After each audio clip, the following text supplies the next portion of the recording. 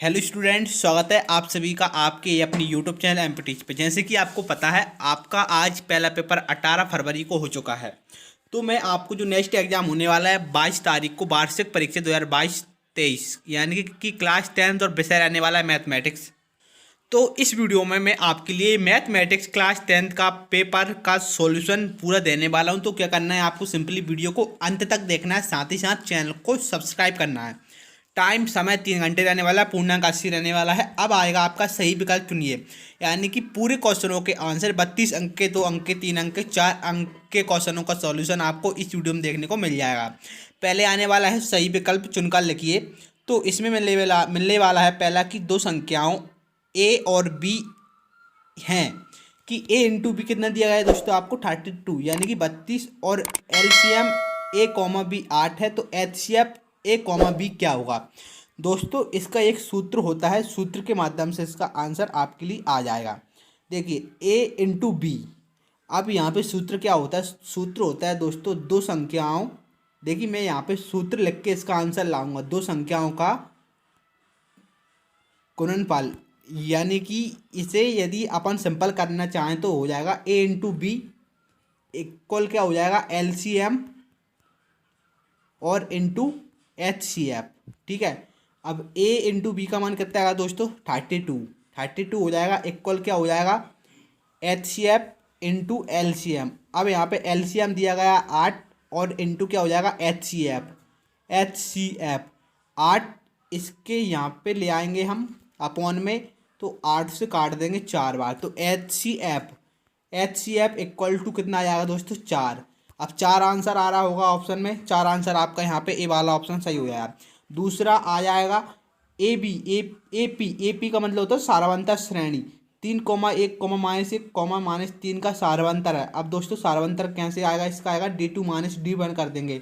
अब यहाँ पे D2 कितना आएगा आपका 1 और D1 कितना आएगा 3, तो 1-3 करेंगे तो -2 आंसर आपका आ जाएगा। तो -2 आने की ए वाला ऑप्शन आपका सही हो जाएगा।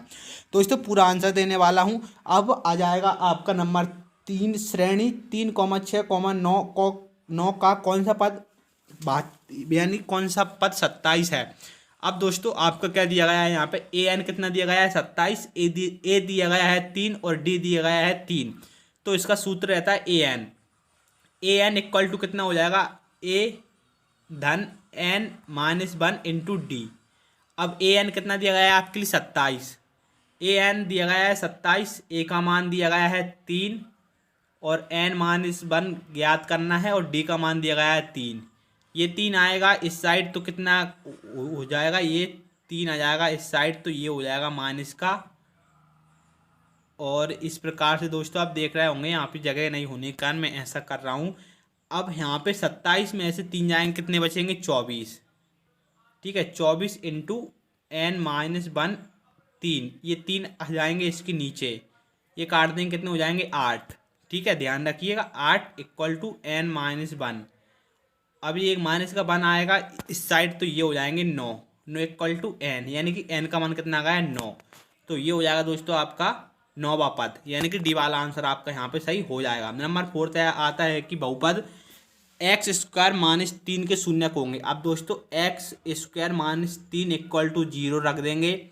अब माइनस के 3 उस साइड जाएगा तो किसका हो जाएगा, धन का हो जाएगा। ठीक है, अब ये आएगा वर्ग, तो ये आ जाएगा वर्ग किसके ऊपर, इसके ऊपर, यानी कि x² दोनों ओर का वर्गमूल ले लेंगे तो इस पे लग जाएगा √3। अब दोस्तों इसके ऊपर क्या दिया गया है, √3 दिया गया है। तो यदि इसके √3 दिया गया है तो माइनस में और धन में ये आ जाएगा आंसर, यानी कि आंसर आ जाएगा ये वाला। तो आंसर कितना आ जाएगा, ए वाला आंसर आपका सही आ जाएगा। ठीक है, इसके बाद है क्या 5वां कि A1/A2 इक्वल होना चाहिए B1/B2, परंतु इक्वल नहीं है क्या C1/C2। तो रैखिक समीकरण युग्म का क्या होगा, तो दोस्तों इसमें दिया गया है A1/A2 इक्वल है कितना B1/B2 के, परंतु इक्वल नहीं है C1/C2 के। तो इसका मतलब होता है कि कोई हल नहीं है। क्या है दोस्तों, कोई हल नहीं है। तो इसका सी वाला ऑप्शन आपका यहाँ पे हो जाएगा। क्या हो जाएगा? सी वाला ऑप्शन आपका यहाँ पे हो जाएगा, कोई हल नहीं है। ठीक है। इसका नंबर 6 है कि 4 और 7 का महत्तम समवर्तक यानी कि HCF होगा। तो यहाँ पे 4 और 7 का HCF दोस्तों 1 होगा। ठीक है। परंतु दोस्तों आपको इन सभी का सॉल्यूशन देने से पहले आपसे विनती है, यदि आपने अभी तक चैनल को सब्सक्राइब नहीं किया तो प्लीज़ सब्सक्राइब अवश्य कर दें। बेल आइकन को प्रेस करके ऑल पे सिलेक्ट कीजिए, क्योंकि मैथ का सबसे बेस्ट सॉल्यूशन आपको इसी चैनल पर देखने को मिल जाएगा। अब आने वाले हैं आपके बहुपद एक्स स्क्वायर धन 4x धन 8 के शून्यकों का योग। अब दोस्तों शून्यकों का योग आप जानते होंगे, शून्यकों का यानी कि अल्फा धन बीटा इक्वल टू क्या होता है आपको पता होना चाहिए, -b/a। अब यहाँ पे b का मान कितना आ रहा है? 4। ठीक है। और a का मान आ रहा है 1। तो यहाँ पे 4 यानी कि -4 आपका यहाँ पे आंसर आ रहा है। ठीक है। अब आता है नंबर दूसरा कि प्रत्येक भाज्य संख्या को, तो यहाँ पे आएगा दोस्तों खालिस्तान में अभाज्य संख्याएं। क्या आएगा? अभाज्य संख्याएं लिख देना। ठीक है। नेक्स्ट आने वाला है कि किन्हीं दो धनात्मक पूर्णांकों को a और b के दिए LCM into HCF equal to हो जाएगा दोस्तों दो संख्याओं का। तो बच्चों पढ़ाई में डाउट आते हैं, सॉल्व नहीं हो पाते हैं, तो बिल्कुल भी घबरा नहीं, इन सबका सॉल्यूशन डाउटनेट ऐप। आपको जिस भी सवाल में डाउट हो उसका फोटो कैसे क्रॉप करो, 5 सेकंड के अंदर आपको उसका वीडियो सॉल्यूशन मिल जाएगा, वो भी बिल्कुल फ्री में। यानी कि अब आप अपने अनलिमिटेड सवाल डाउटनेट ऐप पर पूछ सकते हैं। साथ ही साथ क्लास 6 से लेकर 12 तक IIT JEE NEET, CBSE, UP, Bihar, Rajasthan या फिर कोई सा भी बोर्ड हो, physics, chemistry, math, biology, science, इन सभी के सवाल आप पूछ सकते हैं डाउटनेट ऐप पर। यानी कि इन सभी का सॉल्यूशन मिल जाएगा डाउटनेट ऐप पर। क्लास 9 से लेकर 12 तक IIT जी नीट पर इन सभी की ऑनलाइन क्लासेस चल रही हैं, जिनका हिस्सा बन के आप रैंक बन ला सकते हैं। तो प्लीज़ आइए डाउनलोड की डाउनलोड ऐप और रैंक बन लाएं। गुणनफल मैं लिख दूंगा यहाँ पे दो संख्याओं का गुणनफल। ठीक है। गुणनफल लिख देना दो संख्याओं का। अब यहाँ पे नंबर 4 आता है कि घात 2 के किसी बहुपद के अधिकतम शून्यक हो सकते हैं। तो यहाँ पे 2 शून्यक हो सकते हैं, अधिकतम 2 शून्यक हो सकते हैं। और यदि यहाँ पे घात 3 है तो 3 शून्यक हो सकते हैं, घात 4 है तो 4 शून्यक हो सकते हैं। समांतर श्रेणी 2, 4, 6, 8 का 10वां पद है। तो यहाँ पे A10 निकालेंगे तो A9 आएगा। यानी कि A10 कैसे निकालेंगे? A10 निकालेंगे A10 इक्वल टू A, यहाँ पे दिया है 10 - 1 इंटू D। तो यहाँ पे हो जाएगा A10 का फॉर्मूला A9D। ठीक है। A का मान दिया गया है 2, 9 है, और D का मान दिया गया है 2। तो 9 दूनी 18 और 2 20, तो 20 आंसर आपका आ जाएगा। तो 20 आंसर कहाँ पे आ जाएगा आपका? यहाँ पे खालिस्तान में 20 आंसर भर देना। अब आता है नंबर 6 की वृत्त को 2 बिंदुओं पर प्रतिच्छेद वाली रेखा कहलाती है। तो यहाँ पे आएगा दोस्तों प्रतिच्छेद करने वाली रेखा। तो यहाँ पे आ जाएगा दोस्तों आपका छेदक रेखा। क्या भर देना आपको? यहाँ पे छेदक रेखा भर देना है, छेदक रेखा। ठीक है। नंबर 2 अब आ जाएगा 7वां कि सभी वृत्त होते हैं। तो दोस्तों यहाँ पे सभी वृत्त कैसे हो जाएंगे? समरूप। ठीक है। तो यहाँ पे सभी वृत्त हो जाएंगे दोस्तों आपके समरूप। दोस्तों चैनल को सब्सक्राइब अवश्य करें, क्योंकि आप देख रहे होंगे कि सबसे बेस्ट सॉल्यूशन आपको इसी चैनल पर देखने को मिल रहा है। अब आते हैं दोस्तों आपके सही जोड़ी। सही जोड़ी में आ जाएगा 1 + cos स्क्वायर थीटा यानी कॉट स्क्वायर थीटा। तो इसमें आ जाएगा कॉसेक स्क्वायर थीटा। tan 60 का मान होता है √3, cos 90 - theta sine theta, x³ त्रिघात बहुपद ax² धन bx धन c equal to 0, b² - 4ac answer सही हो जाएगा। Sine square theta upon cos square theta, तो इसका हो जाएगा 1। ठीक है। तो मैं एक बार और यहाँ पे मिला देता हूँ, आप इस प्रकार से यहाँ पे देख सकते हैं। इसका हो जाएगा कॉसेक स्क्वायर थीटा, tan 60 हो जाएगा √3, cos 90 - थीटा हो जाएगा साइन थीटा, x³ त्रिघात बहुपद ax² + bx + c equal to हो जाएगा b² - 4ac, और साइन स्क्वायर थीटा धन कॉस स्क्वायर थीटा 1 हो जाएगा। ठीक है। अब आ जाएगा इसके बाद आपका एक शब्द वाक्य में उत्तर लिखिए कि समरूप आकृतियों का एक उदाहरण दीजिए। दोस्तों कोई भी समरूप आकृतियां दीजिए, यानी दो समरूप आकृतियां जो दोस्तों रूप में तो एक जैसी हों परंतु उनके आकार समान ना हो।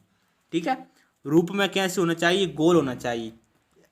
जैसे कि एक कोई ले लो गेंद और एक ले लो छोटी सी अंटी, तो एक छोटी रहती है, क्या रहती है, छोटी अंटी, और गेंद रहती है कैसी, बड़ी। तो ये हो जाएंगे कैसे, समरूप, परंतु सर्वांग सम नहीं होंगी। नंबर दूसरा है कि वृत्त की स्पर्श रेखा वृत्त को कितने बिंदुओं पर स्पर्श करती है। तो दोस्तों वृत्त की स्पर्श रेखा वृत्त को केवल एक बिंदु पर प्रतिच्छेद करती है, एक बिंदु पर। कैसी करती है, ऐसी, ये।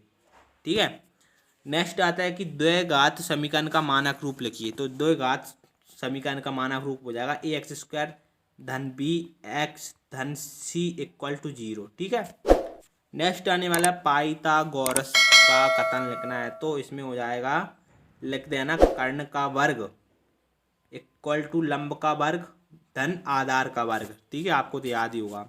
नंबर 5वां है रैखिक समीकरण युग्म a1x plus b1y plus c1 equal to 0 a2x plus b2y plus c2 equal to 0 के कोई हल नहीं है का प्रतिबंध होना चाहिए। तो इसमें हो जाएगा a1 अपॉन a2 इक्वल है b1 अपॉन b2 के, परंतु इक्वल नहीं होना चाहिए c1 अपॉन c2 के। हो जाएगा प्रतिबंध आंसर सही। दोस्तों चैनल को सब्सक्राइब अवश्य करें, बेल आइकन को प्रेस अवश्य करें। नंबर 6 है द्विघात समीकरण एक्स स्क्वायर धन एक्स प्लस 1 के विभक्त कर का मान क्या होगा। तो इसका हो जाएगा बी स्क्वायर माइनस 4ac। अब बी का मान कितना आएगा दोस्तों, 1, 4ac का मान कितना आएगा, 1 इंटू 1, तो 4 माइनस, तो इसमें आ जाएगा माइनस के 3। क्या आ जाएगा, माइनस के 3 आंसर आपका इसमें आ जाएगा।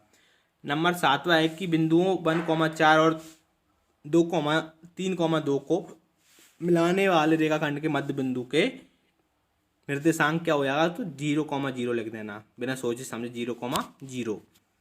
सत्य असत्य लिखिए। दो चरों में एक रैखिक समीकरण के अनेक हल होते हैं। दोस्तों ये आपका है गलत।